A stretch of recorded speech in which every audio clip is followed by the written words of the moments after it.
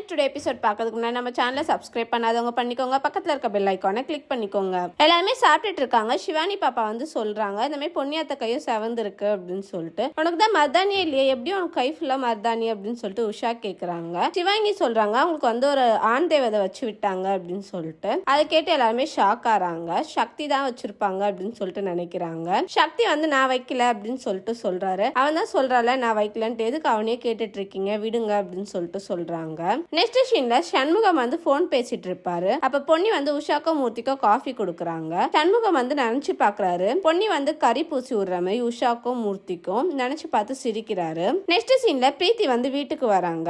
சக்தியோட marriage album பார்த்தா நம்மளுக்கு ஒரு ஐடியா கிடைக்கும் அப்படின்னு சொல்லிட்டு சிவானி கிட்ட வந்து சொல்றாங்க, நீ இது ரிசப்ஷனுக்கு போட்ட ட்ரெஸ் தானே அப்படின்ட்டு. இல்ல அப்படின்னு சொல்லிட்டு சொல்றாங்க. இல்ல நீ தோத்துதான் போக போற, வேணா போட்டோஸ் எடுத்துட்டு வா, நம்ம பார்க்கலாம் அப்படின்னு சொல்லிட்டு சொல்றாங்க. சிவானி பாப்பா வந்து லேப்டாப் எடுத்துட்டு வராங்க. அதுல மேரேஜ் போட்டோஸ்லாம் பார்த்துட்டு இருக்காங்க. பொன்னி வந்து அதை பார்த்து ஷாக் ஆறாங்க. தேங்க்யூ.